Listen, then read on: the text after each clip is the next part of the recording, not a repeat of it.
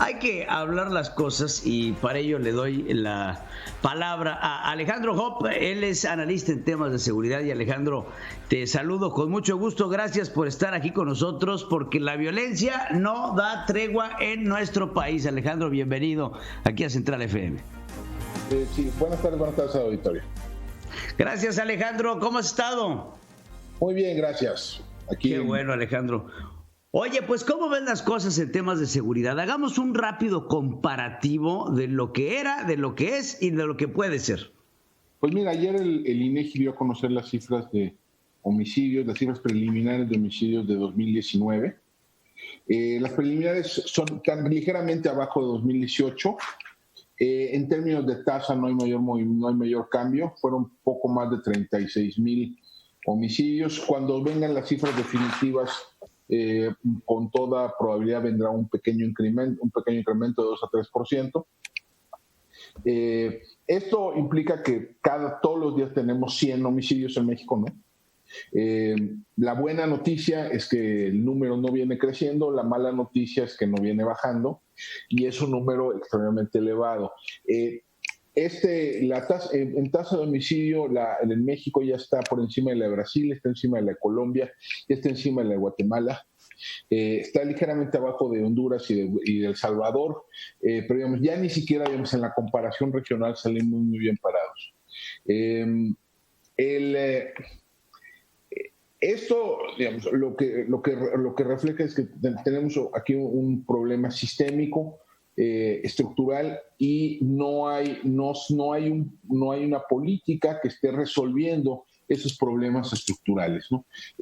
Lo que tenemos es una política que administra el desastre en muchos sentidos, y pues significa que tenemos los mismos resultados, ¿no?, que en años previos. Alejandro, ¿podemos ver un problema de una posible alza en la violencia en nuestro país, producto de lo que se podría avecinar como una crisis económica y laboral? Tal vez, pero digo, la relación no es mecánica y directa. Déjame darte algunos datos importantes.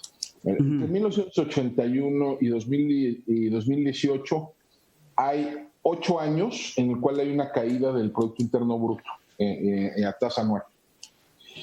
En 7 de esos 8 episodios, al año siguiente hay una caída en la tasa de homicidio, contrario a lo que se anticiparía. La excepción es 2009, donde hay un incremento en 2010.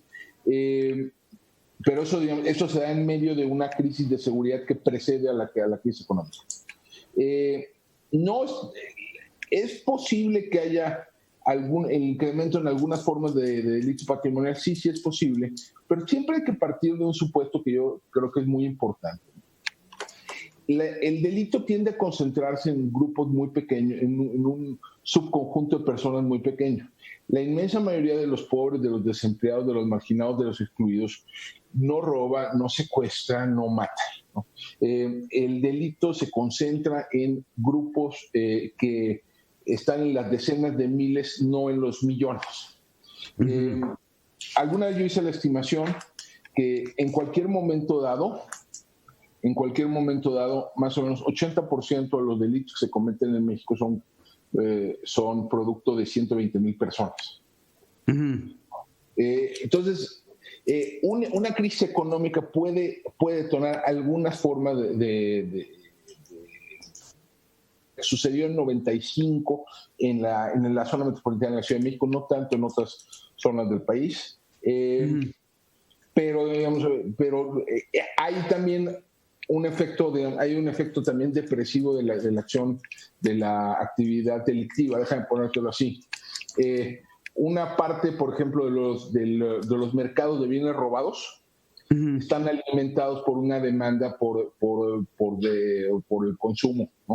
Y si el consumo no está creciendo, por ejemplo, el robo de celulares está alimentado muchas veces por los mercados de celulares robados, y eso a su vez están alimentados por el incremento del ingreso, pero no un incremento del ingreso que no va a la par del incremento de las expectativas, ¿no? Entonces, a todo esto lo que te quiero decir es que es complicado, ¿no? Entonces, Puede haber, pero no necesariamente se viene. No necesariamente. Dime una cosa, Alejandro. Creo que, y a nivel personal, yo veo un descuido muy importante en la lucha en contra del narcotráfico. Cuando llega Andrés Manuel López Obrador, se da un privilegio a la lucha en contra de un huachicoleo que al final de cuentas no nos acabó dando ningún resultado, porque no nos acabó dando una cantidad de huachicoleros apresados, etcétera, etcétera. Vemos que el narcotráfico está desatendido, así lo percibo yo. ¿Dónde lo ves tú ahora, este concepto del narcotráfico detrás del narcotráfico? Platica. Mira, lo que ha venido sucediendo es una transición en la delincuencia organizada en México desde hace varios años. Uh-huh. A principios del siglo, narcotráfico y crimen organizado eran fenómenos básicamente indistinguibles. Nosotros no teníamos mafias, ¿no? Lo que teníamos eran narcos, lo que teníamos eran grupos que se dedicaban en lo fundamental a contrabandear drogas hacia los Estados Unidos. Eso ha venido cambiando con los años. Lo que tenemos hoy es un escenario criminal mucho más fragmentado, con una mucho mayor diversificación de fuentes de ingreso y una mucho mayor dispersión geográfica, ¿no? En ese viejo modelo, ¿no?, de crimen organizado donde el narcotráfico era dominante, el problema de la violencia y de la delincuencia organizada y de la violencia relacionada a la delincuencia organizada está concentrada en unos cuantos estados, ¿no? Sobre todo en la frontera y en las zonas de cultivo. Hoy el fenómeno es mucho más disperso, ¿no? Entonces persisten a grupos que se dedican al tráfico de drogas a Estados Unidos. Sí, por supuesto, está el cártel de Jalisco Nueva Generación, está lo que sea que quede del cártel de Sinaloa, y hay otros grupos más pequeños que están conectados, digamos, por redes con mercados internacionales, ¿no? Hay algunos de los grupos de Guerrero son productores de goma de opio, que luego acaba transformándose en heroína y que acaba en los mercados estadounidenses. Alejandro, ¿cuál es el mayor reto en términos de seguridad que piensas tú que vaya a enfrentar la presidencia de Andrés Manuel?